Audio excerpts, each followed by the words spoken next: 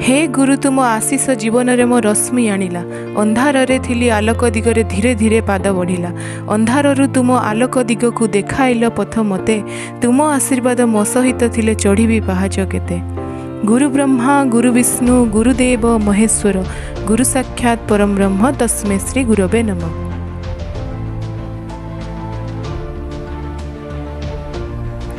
शिक्षा जगतर उदित सूर्य शक्ति और संभावनार नवदिगंत प्राण प्रतिष्ठाता सत्य दया और क्षमार मृत्युमंत प्रतीक एवं अनेकों को आपणे नेबार अपूर्व गुण में भरपूर थिबा गुरुजन पदजुगल मोर भूमिष्ठ प्रणाम।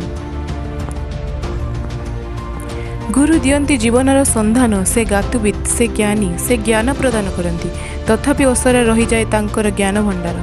शिक्षा थिला ज्ञान पाई उद्दिष्ट। गुरु थिले से अनंत ज्ञान भंडार रक्षक एवं दाता।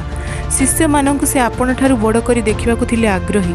निस्वार्थ और नीतिनिष्ठ सरल जीवन भितर उच्च चिंता थिला प्रकृत रे से मानकर भूषण।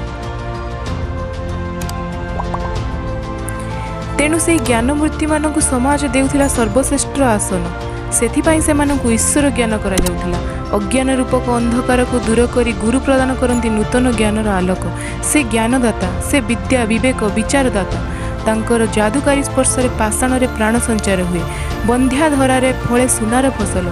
गुरु कृपा मुख को बाचाल करे पंगु को कराए गिरी लंघन। तेणु गुरुंक पदार बिंदरे शतकोटी प्रणाम निवेदन करने निहाती दरकार।